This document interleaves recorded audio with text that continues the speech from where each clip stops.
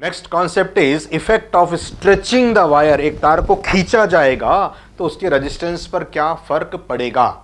देखिए, तार normally cylindrical cross section का लेते हैं, कोई भी ले सकते हैं। एरिया होगा L, लंबाई होगी L, एरिया A, लंबाई L। तो इसका वॉल्यूम कितना होगा, वॉल्यूम होगा A इंटू L। रेजिस्टेंस कितना होगा इसका, ये होगा रो L अपॉन A। तार को खींचा तो तार निश्चित रूप से पतला हो जाएगा और इसकी लंबाई बढ़ जाएगी। नया एरिया कितना हो गया इसका, इट इज A डैश, और नई लंबाई इसकी कितनी हो गई, L डैश मान लो। सो नया रेजिस्टेंस कितना हो जाएगा, ये हो जाएगा रो L अपॉन A। अभी वॉल्यूम इसका उतना ही रहेगा क्योंकि मटेरियल ना तो हमने इसमें ऐड किया है कहीं से बाहर से, ना ही मटेरियल इसमें से काट करके अलग किया है। तो जो टोटल आयतन है वो उतना ही रहेगा। A dash L dash is equal to A into L, volume is same. तो ये सबसे बड़ा इसका एक पॉइंट है, नोट करके रखिएगा, कई जगह पे काम आएगा। सो मैं यहां से A अपॉन A डैश को लिख सकता हूं L डैश अपॉन L। तार को खींचा गया। बाद में एरिया, अगर ये सिलेंड्रिकल वायर है तो पाई आर स्क्वायर हो जाएगा। अगर ये सिलेंड्रिकल वायर को आपने खींचा था तो इसकी रेडियस आर डैश हो गई, तो ये पाई आर डैश स्क्वायर हो जाएगा, where R is the radius, इसकी त्रिज्या होगी। अब इन दोनों को डिवाइड करता हूं मैं, आर डैश। पहले मैं आपको नॉर्मल समझाऊंगा, फिर इसका एक बहुत जबरदस्त शॉर्टकट फॉर्मूला दूंगा जो कि बड़ा ही इंपॉर्टेंट होगा, बहुत जगह आता है ये। दोनों को डिवाइड करना, मटेरियल सेम है दोनों केसेस में, तो ये कैंसिल हो जाएगा। R dash upon R is equal to हो जाएगा, that is equal to L dash upon L multiplied by A upon A dash. अब आप यहां से रिप्लेस कर पाओगे, चाहो तो लेंथ को रिप्लेस कर लो, चाहो तो एरिया को रिप्लेस कर लो। तो मैं एरिया को रिप्लेस करता हूं पहले। What is R dash upon R, this is equal to L dash upon L multiplied by A upon A dash, area का ratio L dash upon L। So R dash upon R, ये important formula बन गया, L dash upon L the whole square. यदि आप पहले resistance बोलते हैं R1, बाद का रेजिस्टेंस बोलते हैं R2, पहले की लेंथ बोलते हैं L1, बाद की लेंथ बोलते हैं L2, तो बड़ा important formula R2 by R1 is equal to L2 by L1 the whole square। Most important question कैसे आएगा इसमें, क्वेश्चन में बोलेंगे कि तार को खींच करके उसकी लंबाई को n टाइम्स बढ़ा दिया, तार को खींच के लेंथ को डबल कर दिया, तार को खींच के लेंथ को 3 गुना कर दिया। So what is this, important shortcut, R dash upon R is equal to L2 या L डैश की जगह आप क्या रखोगे, n into L divided by it is L, और इसका है whole square, L cancel out. Most important, R dash is equal to n square into R, या आप इसको ऐसे ही बोल सकते हैं R2 is n square R1। 10 ohm resistance is taken, the wire is stressed. देखिए, खींच के बढ़ाया गया है लेंथ को, तो 2 टाइम्स, 2 गुना कर दी उसकी लेंथ को। What is the new resistance? The new resistance will be 2 का square 4 into 10. What is the answer? Answer is 40 ohm. 3 times कर दी, 3 का स्क्वायर 9, 9 into 10 90 ओम, या जो भी रेजिस्टेंस दिए गए वो डाल सकते हैं। Most important it is.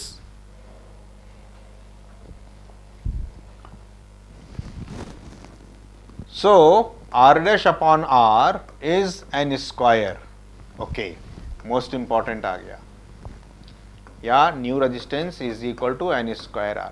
फिर हमसे पूछेंगे what is the change in resistance, उसके रेजिस्टेंस में परिवर्तन कितना हुआ, नई वैल्यू कितनी है, this is actually new value.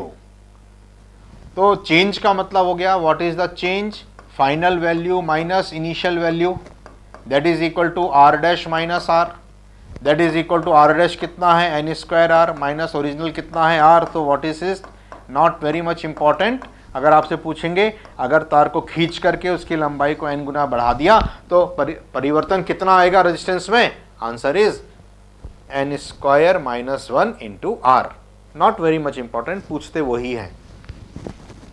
Okay, similarly if the wire is compressed, अब मैं आपको डायरेक्ट शॉर्टकट दे देता हूं, तार को दबा के, पहले ओरिजिनल कुछ तार था हमारे पास में, इसको दबा दिया, दबाने से क्या हो जाएगा, इसका एरिया बढ़ जाएगा, लंबाई कम हो जाएगी। सो निश्चित रूप से एरिया भी बढ़ गया, लंबाई भी कम हो गई, तो रेजिस्टेंस इसका घट जाएगा डेफिनेटली। एक तो लंबाई कम हो गई, दूसरा एरिया भी बढ़ गया, तो कितना कम हो जाएगा, इसका डायरेक्ट फॉर्मूला आप कर लेना इसको, ये होता है R upon n square.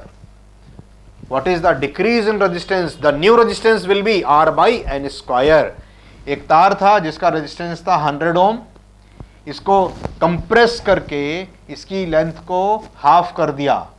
Half करने का मतलब है n कितना, it is 1/2 means 2। So what is the new resistance, new resistance will be R upon n square. So new resistance will be, it is cancelled out 25.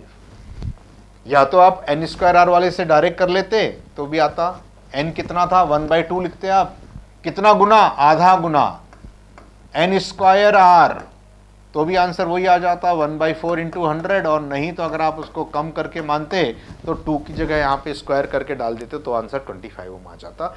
इस तरह से ये पूछे जाएंगे questions, important.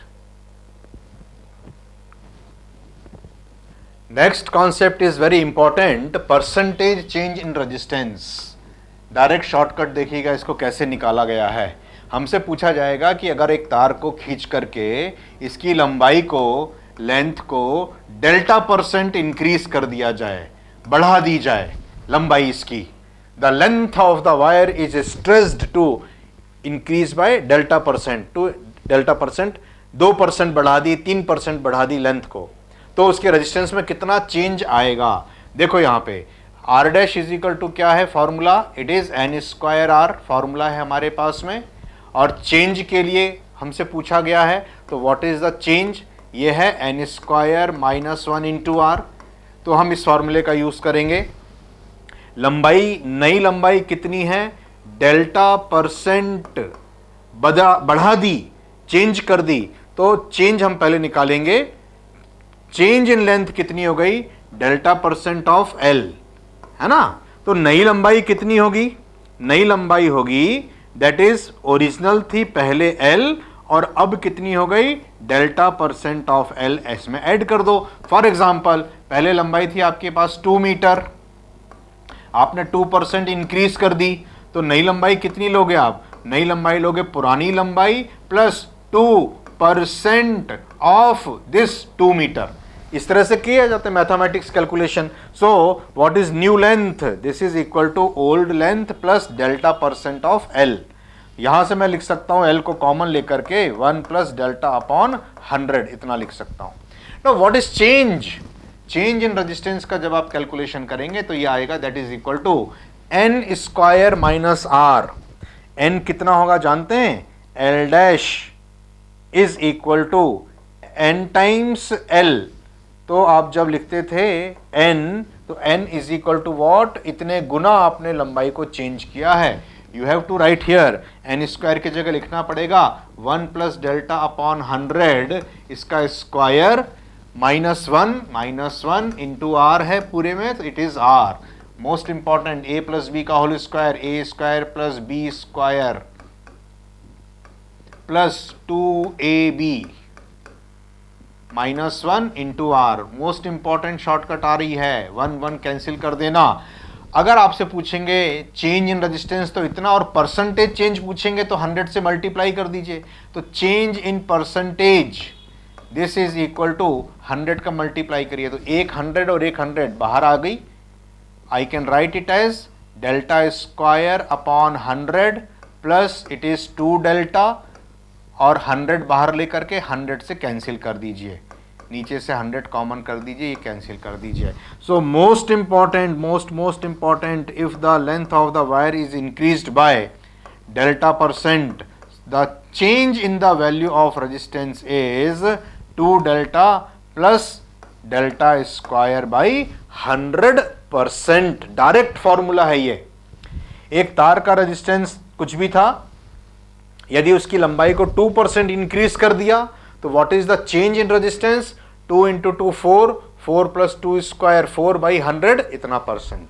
Okay, in case if delta is less, यदि delta की value बहुत कम होती है तो डेल्टा स्क्वायर बाई 100 को कई बार नेग्लेक्ट कर देते हैं। इन दैट कंडीशन हम सीधे सीधे लिख सकते हैं most important it is 2 delta percent. Change in the value of resistance is what? 2 delta percent. Most important का मार्क।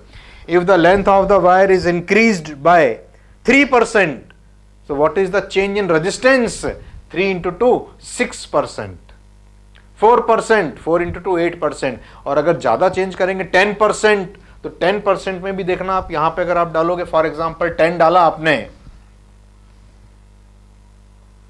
10 डाला तो 10 इंटू 2 20 प्लस 10 का स्क्वायर 100/100 1, तो 21% आ जाएगा। फिर भी आप इसको गैस तो कर ही सकते हो, 20% और 21% में कोई ज़्यादा अंतर नहीं नजर आएगा। ऑप्शन आप देख सकते हैं। Most important, if the length of the wire is increased by delta percent, the change in resistance will be 2 delta percent. डिक्रीजन में भी यही सेम फॉर्मूला होगा। डिक्रीज में यहां पे माइनस हो जाता है तो भी ये इतना ही आएगा, 2 delta minus delta square by 100, approximately it is 2 delta.